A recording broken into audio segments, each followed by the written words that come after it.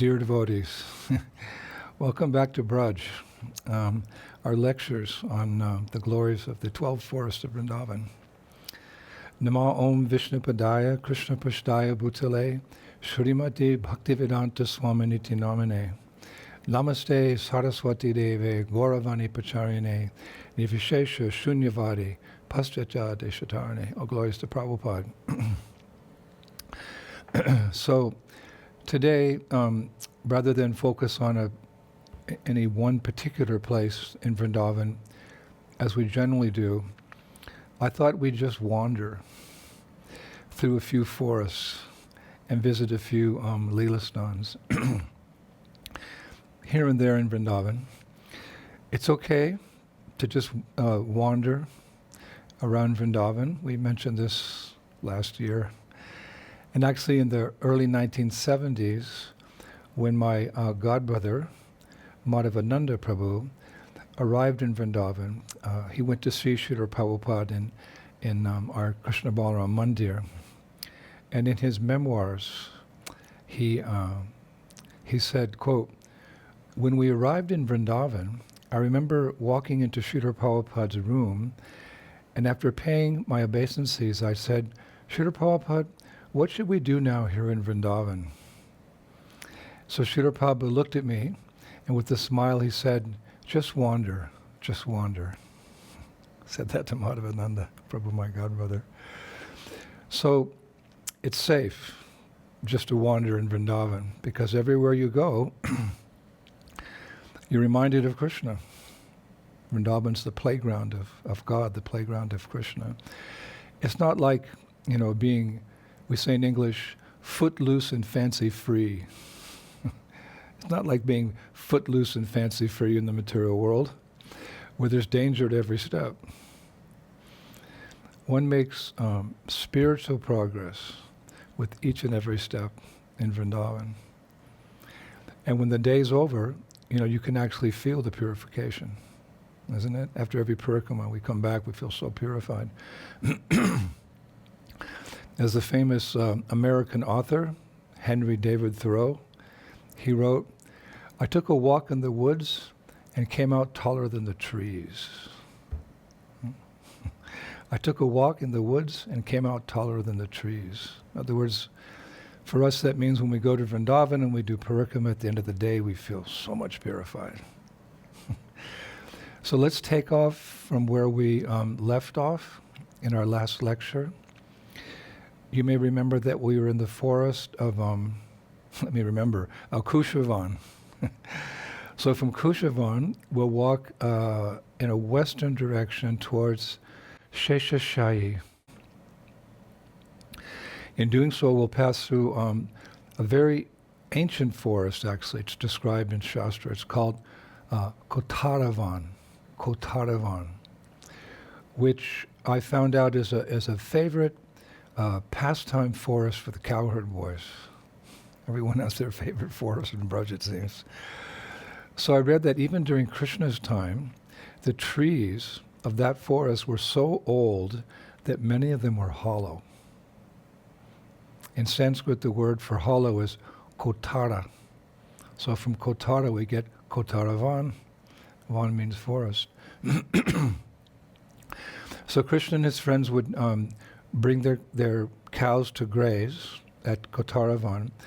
And while the cows grazed, the boys, I was reading, the boys would hide from each other in the hollows of the trees, hide and seek in the hollows of the trees. Love to visit that place.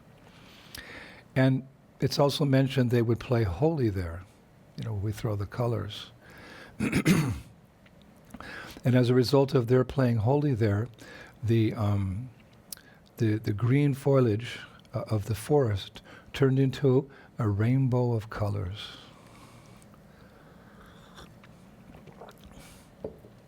The forest is all green, but the boys are throwing, they covered the whole forest.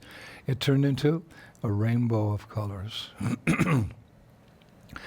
Now one time, after playing all morning in Kotaravan, the Cowherd Boys had worked up an especially, we could say, fierce appetite. But their lunches had not arrived yet. You may remember that, of course, we read how the Cowherd Boys, they take their lunches to the forest with Krishna, and there's that description in Krishna book, they're throwing them back and forth and playing like that. But also it's stated that very often their mothers would make their lunches at home and then send their servants to deliver the boys' lunches to them in the forest. So after waiting, because the boy is really hungry by now, and after waiting for a while, Krishna sent a boy up a tree. The boy's at the top of the tree, and Krishna says, "Do you see them coming? Are the servants coming with the lunches?" But the boy cries out, "No!" And he climbs back down. So then Krishna and his friends, they had an Ishtagoshti. They had a meeting about what to do. And during the discussion, one boy, he was like holding his stomach. He's so hungry. He said, "What can we do to so that we don't starve? I'm starving." So Balaram said, quote, "Friends, let's not despair. Just nearby is a village of pious souls. Why not go there and ask them for some milk to tide us over? Surely they will be sympathetic to our plight." So all the boys cheered, they got up, they cheered, and they ran to the village of the pious souls.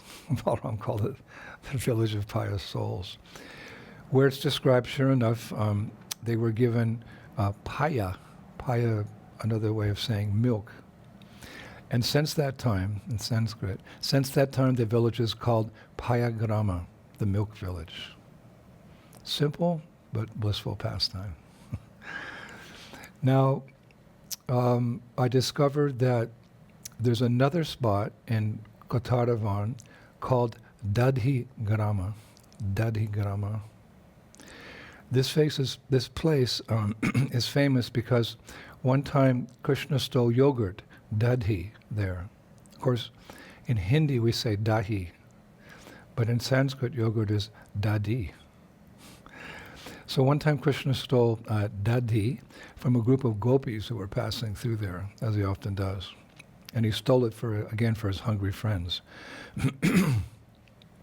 So that place is called Dadhi Garam. Like Garam also means like village. And in Dadhi Garam, there's a deity of the goddess Parvati, the wife of Lord Shiva. That deity is on a little mound, a little hill, just next to a lake. And because the gopis would often go there, actually I was reading they go there every day, and they make offerings to her. So she's also known as Dadhi Devi. Parvati is known there as Dadhi Devi. And the lake is called Dadhi Kund. So one day as the gopis were bringing their offerings, well, they offered many things, of course, to Parvati, but they would offer their milk products there as well. So as they were bringing their offerings to Dadhi Devi, interesting name for Parvati, Krishna and his friends blocked the way and demanded that they demanded the yogurt pots that the gopis were carrying. And as they did this, one gopi said, "Krishna, this yogurt is meant for Devi. Are you not afraid to steal from the gods? What a sin!" This yogurt is meant for Devi, Parvati. Are you not afraid to steal from the gods? What a sin. But Krishna, he just smiled, and it's described he pressed his walking stick into the ground, and he said, "Foolish woman, don't you know that Parvati, Sarasvati, and Kali are all my maidservants? The best way to serve them is to please me." When Krishna said that, some of the gopis covered their ears, while others, it's described, they shrieked in disbelief. "Krishna, what are you saying?" So, taking advantage of the moment, the gopis' confusion, Krishna and his friends stole all the gopis' pots of yogurt. And then to prove his point, Krishna ran to to Dadhi Kund, the yogurt kund, and right in front of Dadhi Devi, right in front of Parvati, he, without offering her any, he distributed all the yogurt to his friends, who happily ate it. Then he said, girls, just see how happy Dadhi Devi is. And sure enough, when the gopis looked at the deity of Parvati, of Dadhi Devi, they saw a very beautiful smile on that deity's face. Beautiful deity. When they looked, there was a beautiful smile on her face. But the Acharyas say, unwilling to trust their eyes and minds, the girls covered their faces with their veils. Hare Krishna. Braj Leela. Now, there's another interesting holy place in a nearby forest called Khadravan. I told you we're going to wander from forest to forest. There's another forest called Kotaravan. And Srila Narayan Bhatta Goswami says in Braja Bhakti Vilas, I think it's 10.3, Bhadra Shukla Chaturyam tu Katva Kadravanam Shubham Partanam Kurute Yashtu Sutir Bhutva Shama Shrita. On the fourth day of the bright fortnight of the month of Bhadra, having gone to Khadravan, one should offer prayers in a pure, surrendered mood. Then he gives the pranam mantra for Khadravan. Namag Khadra Vanayaiva Nana Ramya Vibhutaye Deva Gandharva Lokanam Varadhaya Namoshtute. He says, obeisances to Khadravan, having multitudes of splendor. Obeisances to that forest which bestows benediction even on demigods and Gandharvas. And then he gives a pranam mantra for a lake. Again, lots of lakes. A lake called Madhavakund. It's situated in the very center of Khadravan. Tirtharaja namastubhyam Madhava Shnapna Nod Bhava Turivarga Pala Dharyaiva Namaste Mokshadayane. He writes, obeisances to you, O King of Tirthas, O Kund, born from the bathing of Madhava. Obeisances to you who bestow the four goals of human life, dharma, artha, kama, as well as moksha. So the name of this forest comes from the word kaya ro. Kaya ro. I'll explain. One time when Lord Balarama was coming back for a visit to Vrindavan in a chariot, having spent many, many years with Krishna in Dwarka. You remember that everyone knows Krishna and Balarama. They left Vrindavan on the chariot of Akura to go to Mathura to fight the wrestlers, and eventually Krishna killed Kamsa. But then Krishna moved eventually to Dwarka. Both Krishna and Balarama went to Dwarka, where Krishna ruled for many, many years and fought many demons to protect the Brajabasis and the residents of Mathura, etc. But they were living there a long time. Now it's described that Balarama left at one time to come back to Vrindavan. And as he was, he left on a chariot, and as he's entering into Vrindavan, he saw a group of very surprised Cowherd Boys as he entered this particular forest that we're talking about now. And as they looked at him in astonishment, he smiled and said, Kayaro, Kayaro, which means, what's the good news? What's the good news? Thus the name Khadravan. Khadravan, from Kaya Ro. What's the good news? A nice name for the forest. So The Cowherd Boys, they replied, the good news is that you, Lord Balarama, have come back to Braj. What could be better news for the Cowherd Boys in particular? So this is really interesting, actually.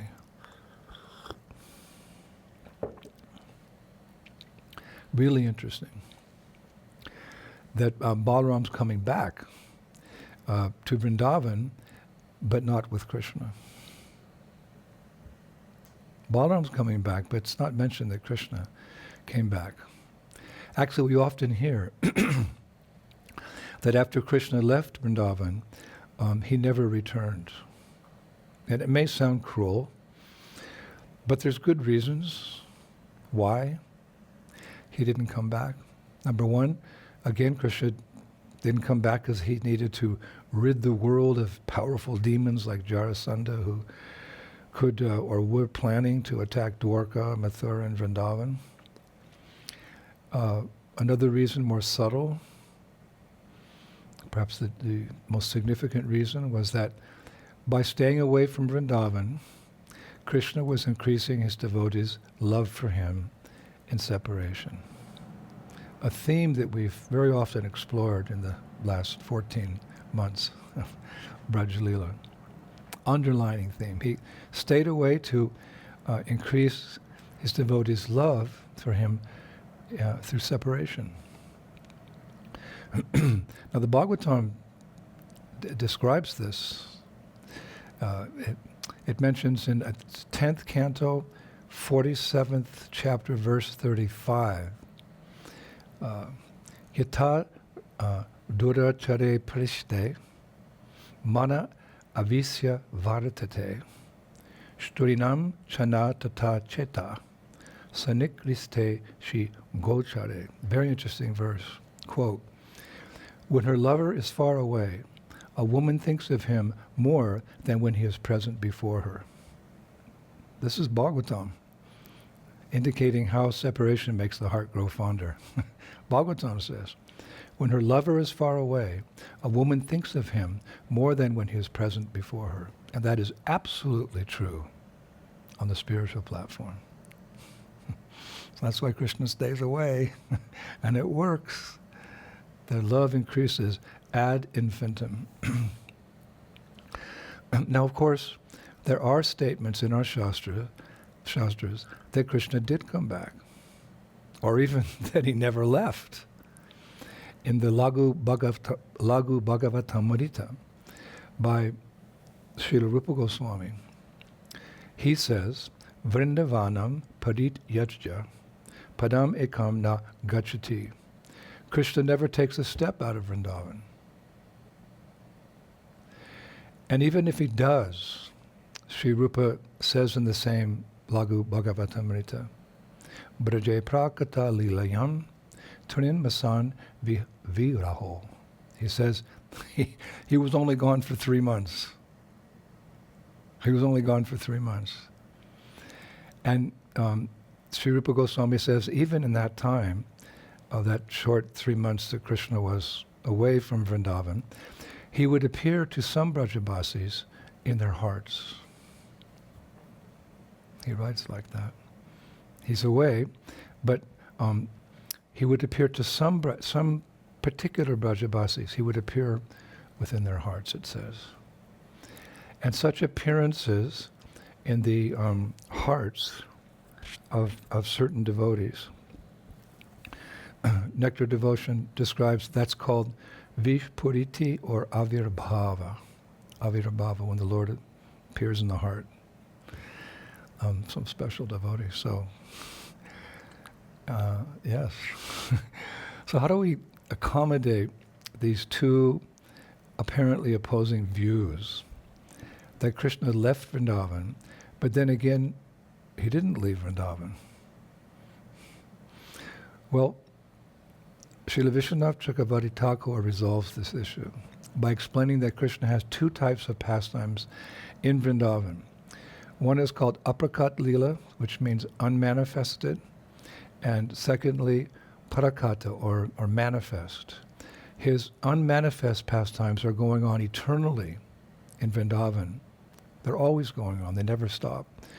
But only pure souls can see them. Those who have Prem Bhakti. They can see those pastimes have no cessation. They're just going on and on and on and on.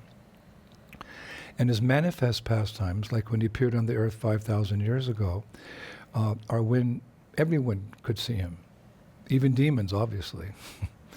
So Vishwanath Chakravarti Thakur says that in his unmanifested pastimes, which only pure souls can see, Krishna never leaves Vrindavan. But in his manifest pastimes, he leaves and doesn't come back.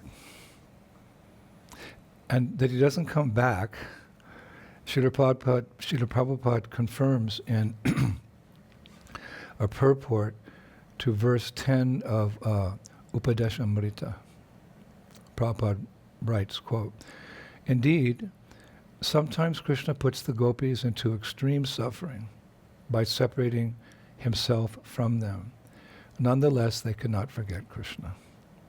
When Krishna left Vrindavan for Mathura, the gopis became most dejected and spent the rest of their lives simply crying in separation from Krishna." So there's an indication that Krishna didn't come back. Although there are times when he does come back. So it's subtle, but I've tried to explain it as best I can. So today we're dealing with a pastime where Krishna, we're dealing with a pastime in the sense that Krishna never comes back to Vrindavan.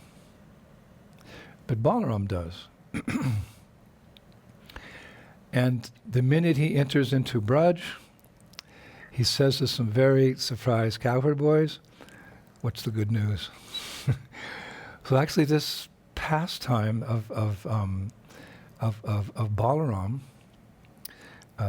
coming back to Vrindavan, this pastime, it's described in its entirety in Srimad Bhagavatam. For those of you who are very studious studying Bhagavatam, you know 10th canto, chapter 65. And also it's described in more detail in the Harivamsha, another very authorized shastra for Gaudiya Vaishnavas, Harivamsha. And in those two shastras,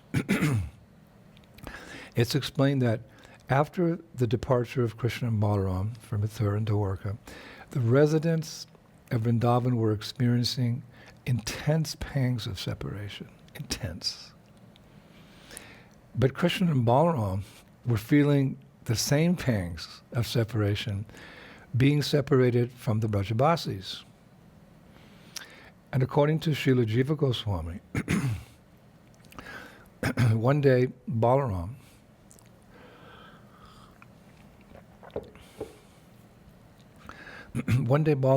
revealed to Krishna his desire to return to Vrindavan. "I want to go back." So Krishna said to him, "Be patient, my brother. Today or tomorrow I will send you there." And a few days later, when they were walking together, Balaram started to cry. And he said to Krishna, "My dear brother, how is it that you have not returned to Vrindavan? Our father and mother's hearts have been burning in separation from you. I don't understand your intentions. It seems as if you have forgotten them."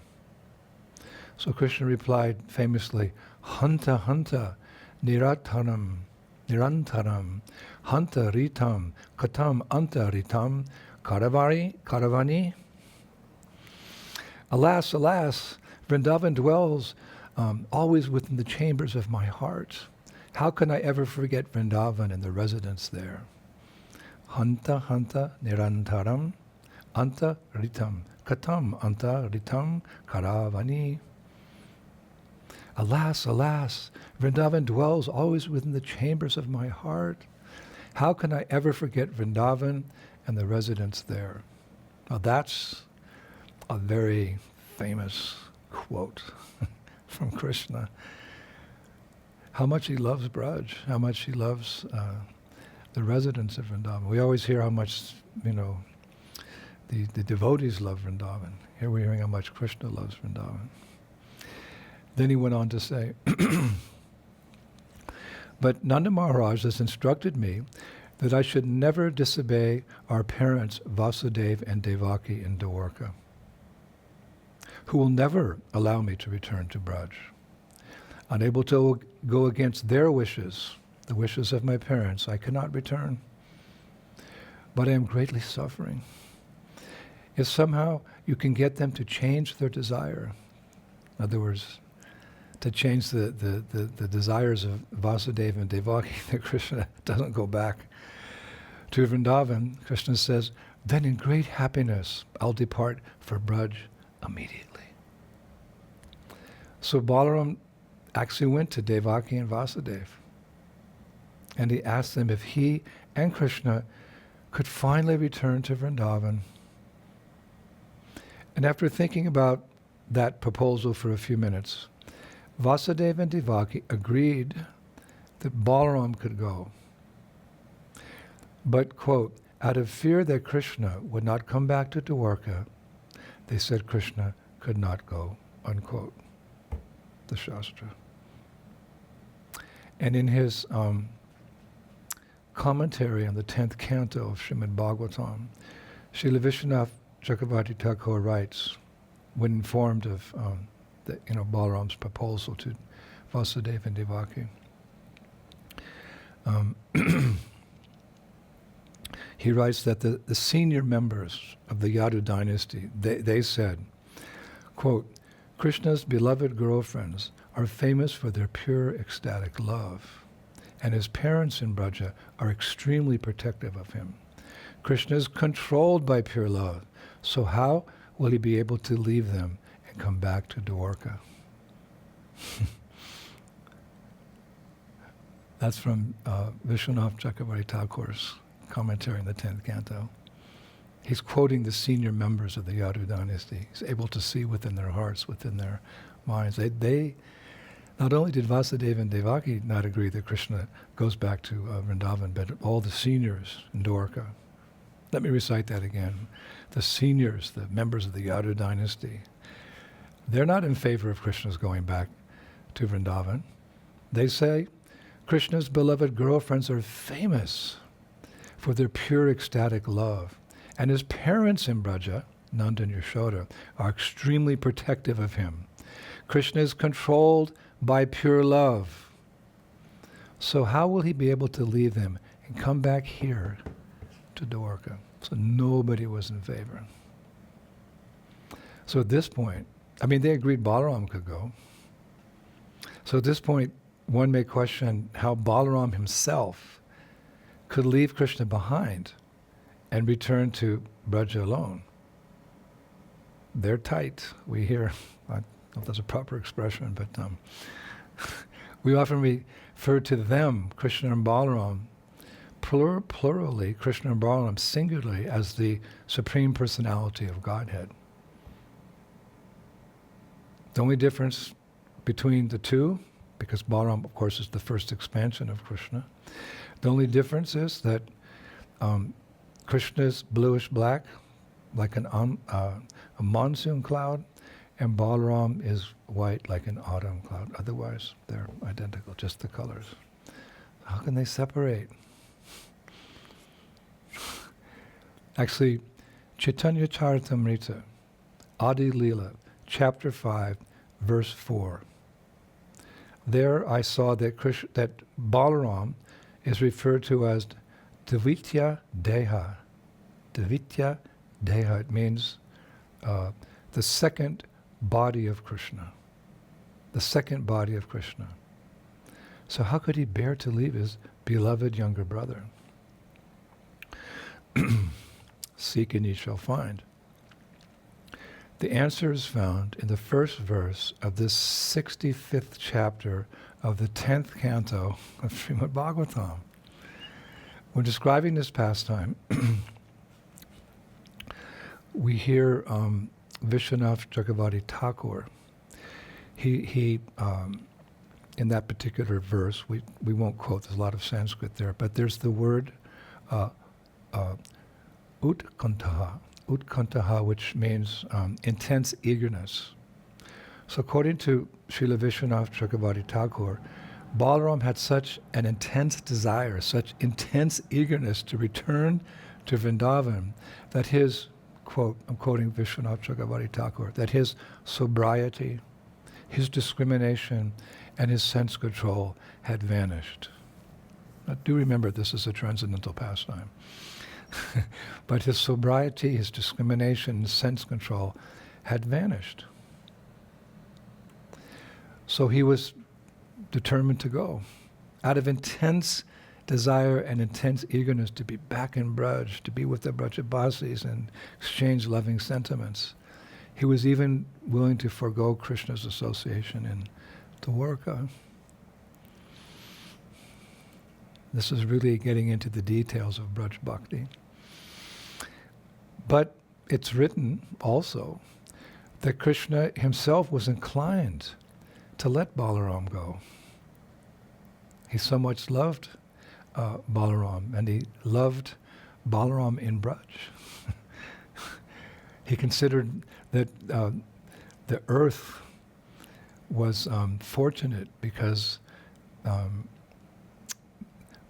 Balaram's lotus feet had touched her surface in Sri Vrindavan Dham. So actually Krishna at that, when there's all these discussions were going on, Krishna was inclined, and he recited a verse glorifying Balaram that he had previously quoted in Vrindavan. While in Dwarka, he quoted this verse that he had previously quoted in Vrindavan. And what is that verse? To show how he's inclined to let Balaram go back to Braj. Quote, "This earth has now become most fortunate because you, Balaram, have touched her grass and bushes with your feet, touched her trees and creepers with your fingernails, and because you have graced her rivers, mountains, birds, and animals with your merciful glances. But above all, you have embraced the young cowherd women of Vrindavan between your two arms, a favor hankered after by the goddess of fortune herself." A favor hankered after by the goddess of fortune herself. So Krishna was inclined. All right, go back to Braj. You've made that place more auspicious by your presence.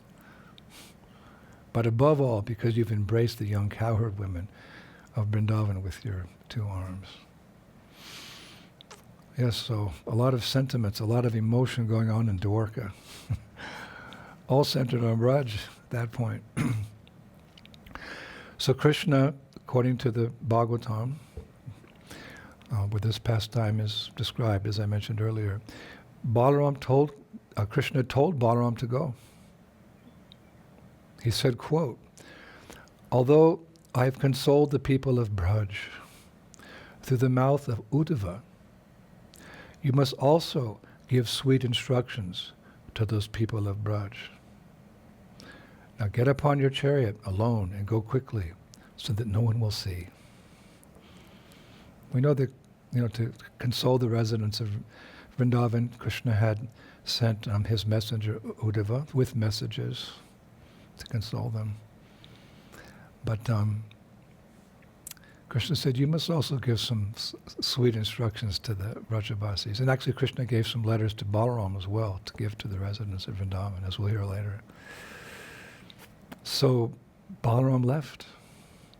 He left with the Dwarkavasi's permission, with Vasudeva and Devaki's permission, and with Krishna's permission to fulfill that his intense desire to see Braj and be with the Brajabasis. They all agreed. And his departure is very sweet. Although Krishna said, go very quickly so no one sees. Actually, no one saw. But it's very sweet because I was reading that as Balaram left Dwarka, Krishna accompanied him for some distance with tears in his eyes. And finally Krishna turned around and returned home to his palaces in Dwarka. So Harivamsa and the Bhagavatam state that Balaram went so quickly from Dwarka to Vrindavan that, quote, other travelers on the road could barely see him. Whew. On his chariot. He went so quickly that other travelers on the road could barely see him. That's Bhagavatam. And the Harivamsa says that before entering the forest at Kotaravan in Vrindavan, Balaram stopped the chariot and he quickly changed his opulent, princely dress of Dwarka back into that of a cowherd boy in Braj. Cowherdsman in Braj. Now, again, we remember he met the boys, like, wow, Balaram, you're back. Balaram said, what's the news? What's the good news? And the good news is you're back. And that news spread very quickly. In material societies, bad news travels very quickly. But in spiritual cultures and spiritual societies, good news travels very quickly. The word spread that Balaram had returned to Vrindavan. And everyone, of course, was happy, but sad. That Krishna wasn't with him. But it's described that the Brajabasis, knowing how attached Balaram was to Krishna, were grateful that he had still made the journey without Lord Krishna. They were grateful for that. Srila Vishwanath Chakravarti Thakur gives the following verse regarding this sentiment that the Brajabasis had to Balaram, that knowing how close he was to Krishna, he left for their benefit to come to Vrindavan. This is how the Brajabasis felt. This is 10th canto, 65th chapter, verse 3. It's so beautiful. This is the Brajabasis. Let us repeatedly glorify Lord Balaram. Although he is the original personality of eternal bliss, Nityananda, he felt pained by his love for the residents of Braj, and thus he went to see them, even at the cost of leaving Lord Krishna. This is them reminiscing. Let us repeatedly glorify Lord Balaram. Although he is the original personality of eternal bliss, and that name is Nityananda, he felt pained by his love for the residents of Braj, and thus he went to see them, even at the cost of leaving Lord Krishna. Whew. Then the Brajabasis, they brought Balaram to a quiet place, and they had him bathe, and they fed him, and they offered him betel nuts. And the next day, Balaram separately visited all the houses of Braja to meet everyone. And the people said, we had faith that today or tomorrow, 2 of you would return. We have passed our time in that way only, Balaram, maintaining our lives. Holding your feet, we pray that one day you bring Krishna back from Dwarka. So it's described that, although Balaram was happy in Vrindavan, he was also sad. He was missing Krishna. The Acharyas put it so nicely.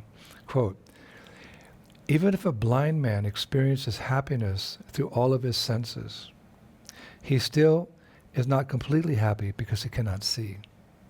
Similarly, even though Balaram visited the home of all the Brajabasis, he did not feel happiness within, for Krishna was the Lord of his life, both to him and to the people of Braja. So he's there, but something's missing. Just like a blind man, he can, experience happiness, but not completely, because he can't see. Through his senses he can experience that, but because he can't see, it's not perfect. So in the same way, Balaram's back in Vrindavan, the Cowherd Boys are there, his gopis are there, everyone's there, but Krishna's missing. Nice analogy. So, let me remember, a few days later, Lord Balaram went to see Krishna's gopis, because as we've mentioned before, Balaram has his group of gopis and Krishna has his group of gopis. So Balaram had a letter from Krishna to Krishna's gopis. So Balaram went there with the intention of pacifying them in their separation from Krishna. So the gopis asked Balaram, it's like, touches your heart, Balaram, does Krishna remember his friends, his father, his mother, his lovers, or even his house? We think not, but still our hearts keep following him. This is Vrindavan. Vipralamba Bhav. He's gone. And they have so many reasons to reject him, to forget him. But they say still, our hearts keep following him. They said, but what is the use of speaking about him? And then they started to cry. So taking pity on the gopis, Balaram took out Krishna's letter that he'd sent for them. And here's the letter. My dear gopis, all the messages that I have sent you after leaving are full of promises that I will return. My words cannot be untrue. I am most anxious to return. And quickly, killing the remaining 7 or 8 enemies of the devotees, I will come to Braj in 7 or 8 days. So at that point, all the gopis, they looked at each other and they said, hopefully, maybe this time it's true. Even, we're still aspiring devotees. When we hear these things, you can hear your heart flutter, right? We're just aspiring devotees, but Krishna is, by definition, all attractive. So something comes. That's the proof of Krishna consciousness. It has to come because it's all true. So when they heard this message, I'll be back in 7 or 8 days, the gopis, their hopes came. Maybe this time it's true. So the Acharyas, they conclude that Balaram's visit to Vrindavan gave the residents of Vrindavan hope. And the Acharyas say that by hearing such pastimes like this of Krishna and Balaram, this should also give us hope. That, by hearing, our hearts become purified and Krishna consciousness becomes something more real. And our shraddha, our faith increases. Then it gives us hope that, we'll become purified. And with purified hearts, we'll attract the attention of Krishna. And the Acharyas give an analogy. The analogy of Balaram's plow and Krishna's flute. As we know, Balaram carries a plow, plows the fields, takes out the weeds, prepares that's what plows are for. He used it to drag the Jamuna closer, of course, and that's a weapon. But they give the analogy that Balaram carries a plow and Krishna carries a flute. And they say that with the plow of Balaram's mercy, we can pull out the weeds of material desires in our hearts. And when our hearts are free of all material desires, and we awaken our love for Krishna, we will be attracted by the sweet sounds of Krishna's flute, calling us back home, back to Sri Vrindavan Dham. Can't hear that flute if you have too many material desires. So Balaram means the source of spiritual strength. We can pray to Lord Balaram to get spiritual strength to relinquish whatever material desires are remaining in our hearts. And when our hearts are pure, then, or that fertile ground is there, then that bhakti lata seed of devotion can begin to grow by watering it with the chanting of Hare Krishna, Krishna Krishna, Hare Hare, Hare Rama, Rama Rama, Hare Hare. And when Krishna sees that our pure desires to serve him and to love him, then the Acharyas say he'll play his flute, and that flute will call us back to Sri Vrindavan Dham. So nice like that, the plow and the flute. Giving us hope. This should give us hope. Krishna says in the Gita that we should engage in this process as previous Acharyas have done. We've heard in Shastra how many great souls and how many fallen souls have achieved the Lord's mercy and returned back home, back to Godhead. So like that, we hear these leelas, and they give us hope. We may be far from the goal, but we should never lose hope that we can make it. And I thought that in that regard, you always pick a verse to finish the lecture with. I think we can finish today with a relevant quote from Srila Prabhupada's Nectar of Devotion, chapter 18. And Prabhupada's quoting previous Acharyas. I have no love for Krishna, nor for the causes of developing love of Krishna, namely hearing and chanting, and the process of bhakti yoga, by which one is always thinking of Krishna and fixing his lotus feet in the heart, is also lacking in me. As far as philosophical knowledge or pious words are concerned, I don't see any opportunity for me to execute such activities. But above all, I'm not even born in a nice family. Therefore, I must simply pray to you, O Gopijana Bhalaba, Krishna, maintainer and beloved of the gopis. I simply wish and hope that some way or other I may be able to approach your lotus feet. And this hope is giving me pain because I think myself quite incompetent to approach that transcendental goal of life, unquote. And then Prabhupada comments, the purport is that under this heading of Ashabandha, one should continue to hope against hope that some way or other he will be able to approach the lotus feet of the Supreme Lord. And we have that hope because someone's leading us, isn't it? Sure and certain, someone's leading us to those sweet lotus feet of the Supreme Personality of God, a very capable guide, perfected soul, Brajabasi, and that is Srila Prabhupada. So the conclusion is we stick very close to Srila Prabhupada's lotus feet. One day we'll be able to see the lotus feet of the Supreme Personality of Godhead in Sri Vrindavan Dham. And one time a disciple, he said to Srila Prabhupada that, Srila Prabhupada, I want to always remain very close to your lotus feet. And Prabhupada smiled, he said, then you have to be quick. He said, because the lotus feet are traveling very fast all over this earth, spreading Krishna consciousness. So keeping in the mood of Srila Prabhupada, to share our good fortune with others, we'll always remain close to his lotus feet. And one day, we'll have darshan of the lotus feet of all the residents of Goloka Vrindavan Dham.